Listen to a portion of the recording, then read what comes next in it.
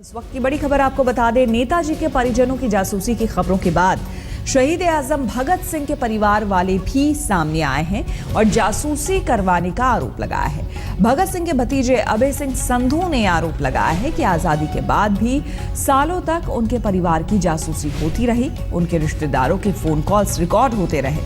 अभय सिंह का दावा है कि अब भी उनके परिवार की जासूसी होती है और फोन रिकॉर्ड किए जाते हैं। आपको बता दें, पिछले दिनों यह खुलासा हुआ था कि तत्कालीन प्रधानमंत्री पंडित जवाहरलाल नेहरू, नेताजी सुभाष चंद्र बोस की परिवारों की जासूसी कराया करते थे और सीधे आईबी उन्हें रिपोर्ट किया करती थी और आईबी पूरी नजर रखती थी उनके पूरे परिवार पर।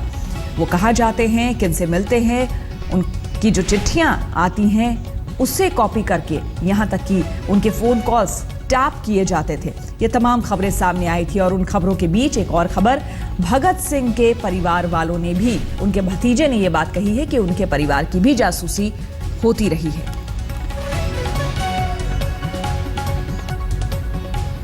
हमारे पिताजी सर कुलबीर सिंह जी 1962 में इलेक्शन जीत के फिरोजपुर से एमएलए बने और उस समय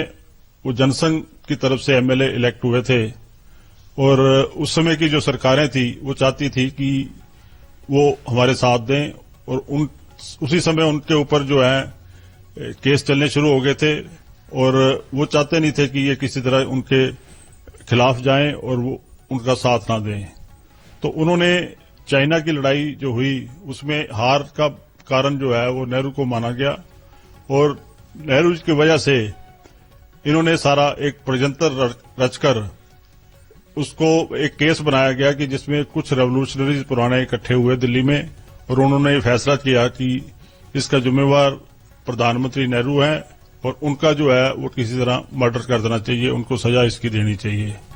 उसके तहत ये केस बनाकर भेजा गया और उनके ऊपर सख्त निगरानी के लिए उस समय के होम मिनिस्टर शास्त्री जी थे, उन्होंने लिखा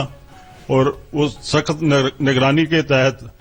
24 घंटे उनके पीछे और इवन घर में डोमेस्टिक सर्वेंट के रूप में लोग सीआईडी के, आईबी के जो लोग आते रहे और उनका हर 24 घंटे की उनकी सर्वेलेंस रहती रही।